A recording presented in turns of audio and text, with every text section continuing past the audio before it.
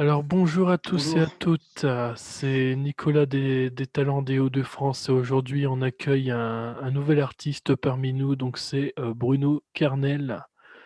Bonjour, bonjour. Bonjour Nicolas. Alors aujourd'hui on t'accueille et on va te laisser d'ailleurs te présenter un peu ce que tu fais, tout ça. OK. D'abord, merci beaucoup de m'accueillir, c'est très sympa. C'est vrai que on a c'est un peu, difficile en ce moment pour les artistes, de se faire entendre, en dehors du virtuel comme ça. Donc mon nom, c'est Bruno Carnel. Hem, je suis, artiste solo depuis, quelques années maintenant, dans un genre que j'appelle rock nomade. C'est-à-dire que en fait, j'ai une base rock avec, des guitares, de la batterie, de la basse et cetera, un peu de disto, de tout ça. Mais, nomade parce que, j'intègre, des instruments du monde et en particulier pas mal de choses venant d'Amérique du Sud. Je suis un passionné d'Amérique du Sud et en particulier de Cordillère des Andes. Donc, voilà, je joue plusieurs instruments, différents. Dont le charango, qui est un instrument justement de la Cordillère des Andes, qui est une petite guitare.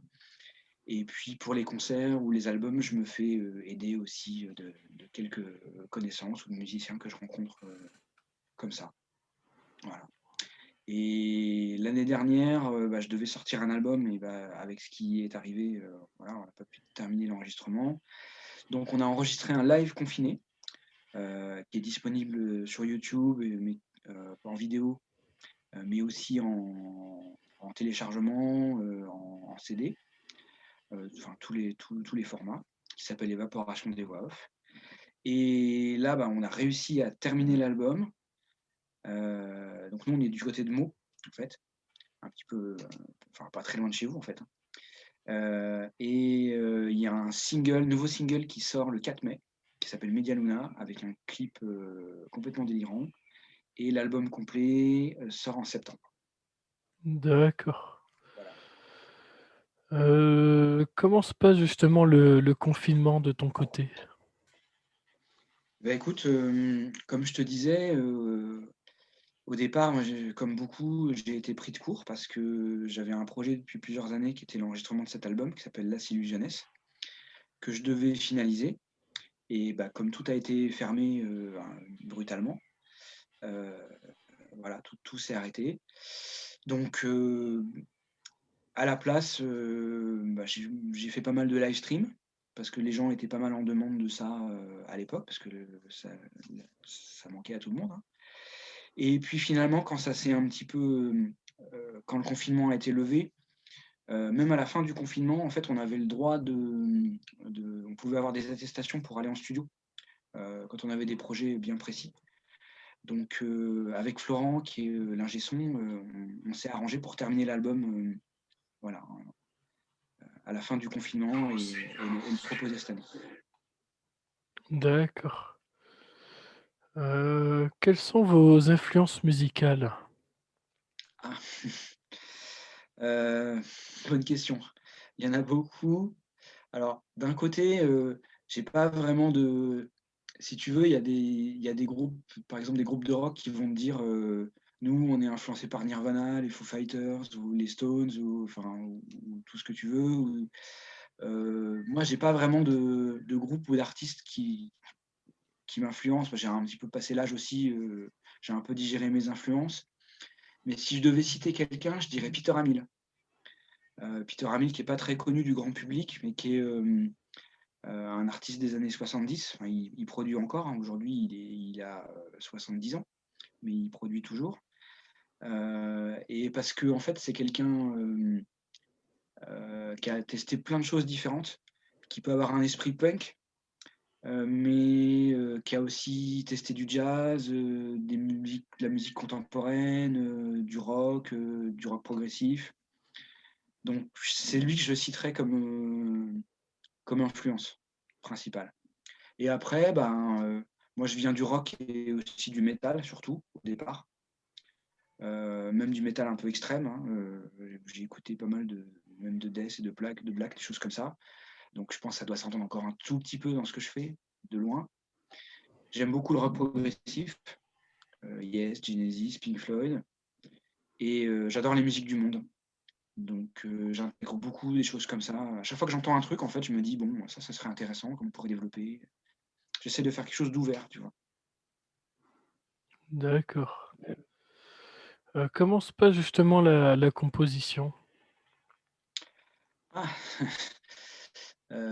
Ça aussi, c'est une bonne question. Alors en fait, je pense que c'est le cas pour beaucoup de musiciens. Alors moi, mon premier instrument, c'est le clavier, mais finalement, je suis passé à la guitare, il y a pas mal de temps et ça me correspond plus, justement parce que j'aime le rock et je pense que comme beaucoup, j'écris d'abord les musiques.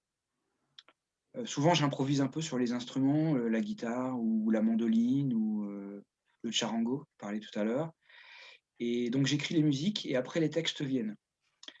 Et puis là, bah, en ce moment, je suis en train de travailler sur un autre projet qui sortira, je sais pas quand et j'essaye de faire l'inverse. C'est-à-dire que j'ai des textes, qui sont déjà écrits, qui sont terminés ou pratiquement et j'essaye de travailler dans l'autre sens pour me renouveler un petit peu, essayer de changer un peu et il y a presque 2 ans maintenant, j'ai fait un album avec Frédéric Gerchambault, qui est un quelqu'un qui joue des synthétiseurs modulaires.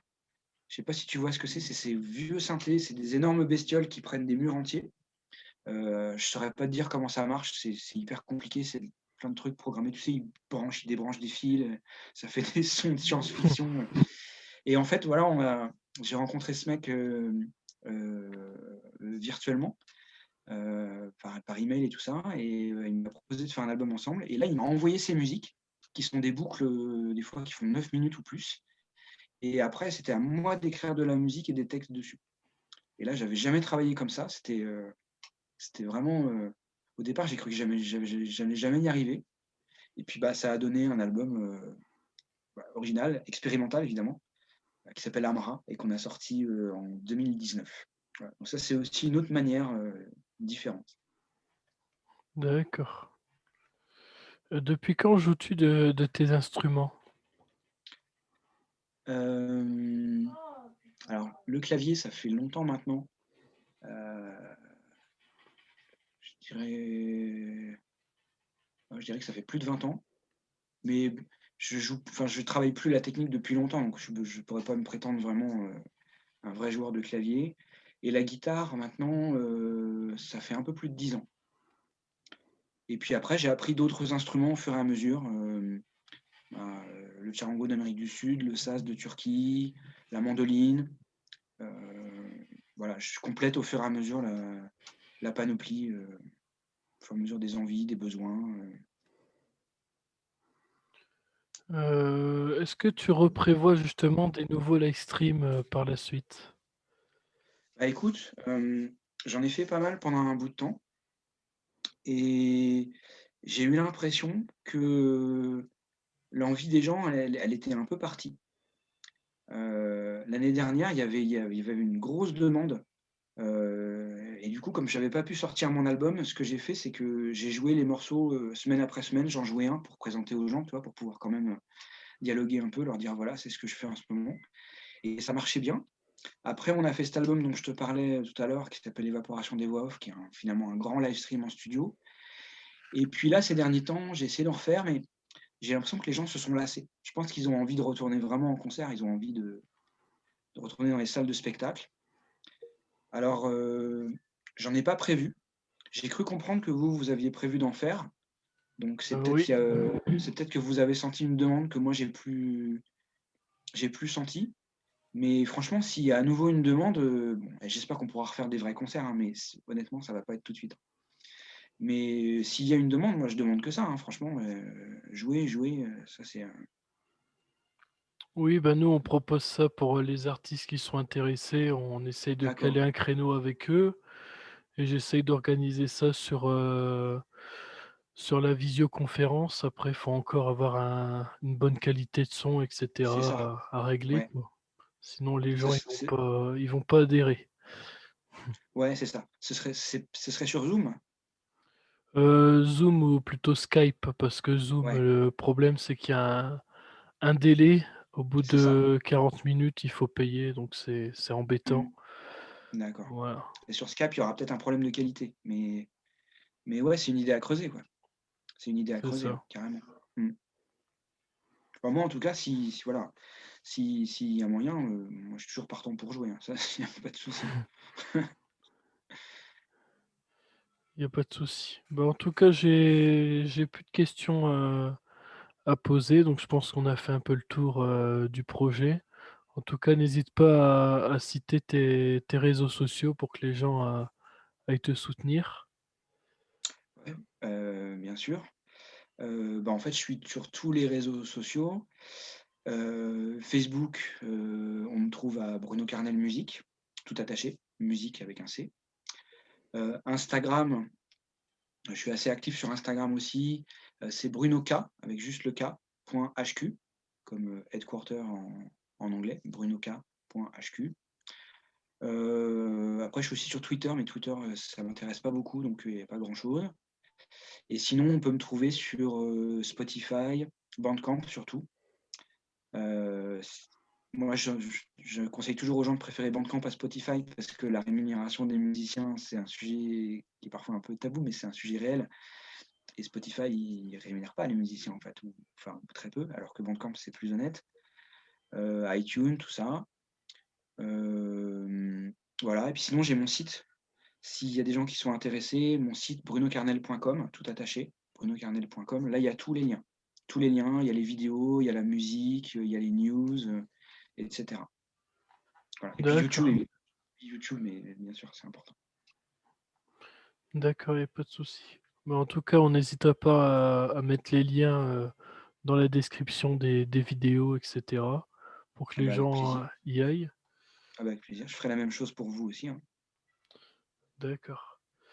Bah, en tout cas, on était très heureux de vous interviewer et puis, on se retrouve très bientôt pour une nouvelle interview avec un autre artiste encore des Hauts-de-France. On soutient d'ailleurs les intermittents du spectacle aussi également, mais même Mmh. ceux qui ne sont pas intermittents du spectacle, les artistes en général, qui sont en train de se battre même en ce moment, pour, le retour des concerts, une date, parce qu'on n'a pas de date, on ne sait pas quand Ouais, est-ce que ça va reprendre et c'est ça. c'est embêtant.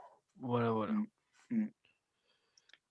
Et bah, merci beaucoup en tout cas, Nicolas et toute ton équipe. C'était très sympa, c'était un plaisir Il y a pas de souci. et puis à bientôt. À bientôt.